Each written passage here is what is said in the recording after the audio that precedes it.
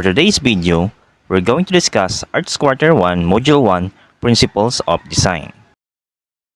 Objectives. At the end of the module, you should be able to 1. Identify the different principles of design present in various art movements. 2. Appreciate the different principles of design. And 3. Create your own artwork by applying the principles of design and the elements of arts based on the example of arts. Principles of design. These are rules an artist must follow to create visually appealing and functional designs that make sense to user. The word design indicates both the process of organizing visual elements and the product of that process. It is a result of our basic need for meaningful order.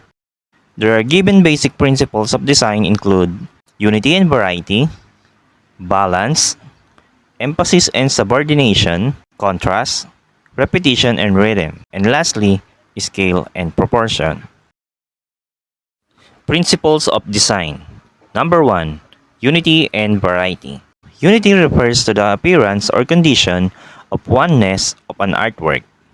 All elements such as line, color, texture, and others belong together that result in having a coherent and harmonious whole. As variety provides diversity, yet it acts as counterbalance to extreme unity. The visual themes were established with the use of lines, shapes, and colors. The works of Jacob Lawrence are good examples of artwork that exhibit unity and variety. Jacob Lawrence. Jacob Armstead Lawrence was an American painter known for his portrayal of African American historical subjects and contemporary life.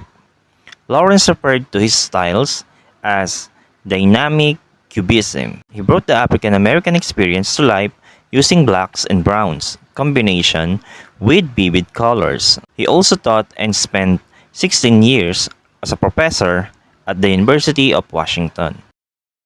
Some of the famous works of Jacob Lawrence, we have his 1941 and The Migrants Keep Coming, The Shoemaker 1945, The Builders 1947, and Pool Parlor 1942.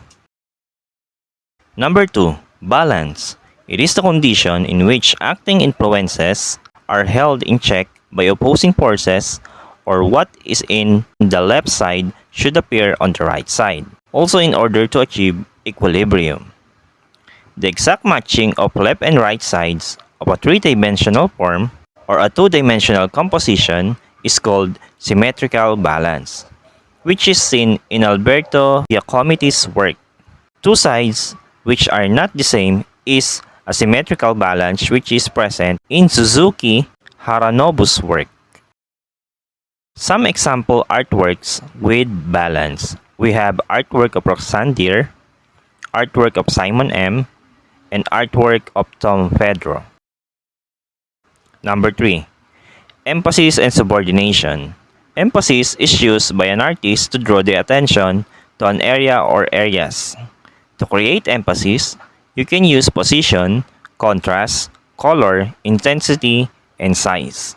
Subordination is used by artists in neutral areas of lesser interest to keep us from being distracted from the areas of emphasis.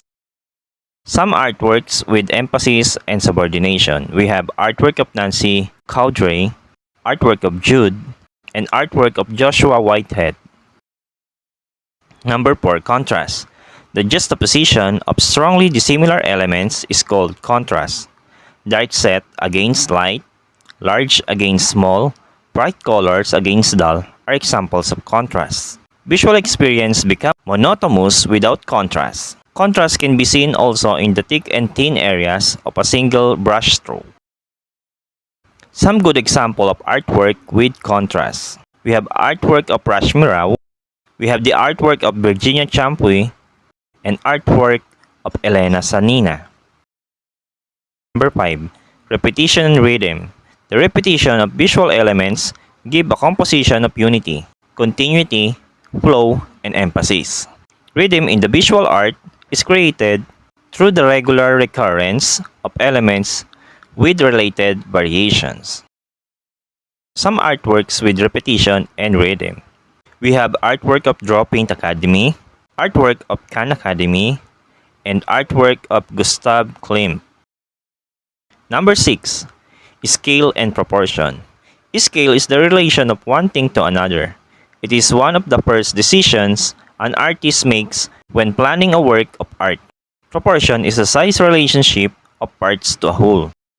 Jose Clemente Orozco's artworks are good examples of scale and proportion. Jose Clemente Orozco.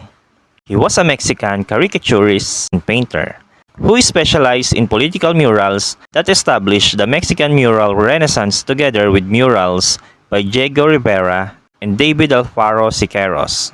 Orozco was known for being a politically committed artist, and he promoted the political causes of peasants and workers. His drawings and paintings are exhibited by the Carrillo Hill Museum in Mexico City. Orozco murals. We have Man of Fire, portrait of Miguel Hidalgo, and Prometheus.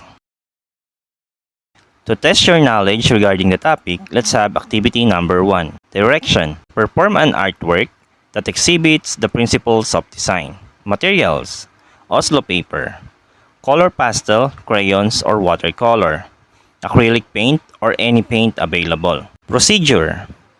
1. Look around and observe the people around you. Your friends, your family, and your neighbor, or the nature. Number 2. Describe them through a drawing or painting, applying the principles of design based on what you see in their faces or actions as they exercise the freedom of expression in their daily lives. Number 3. Do this in an Oslo paper.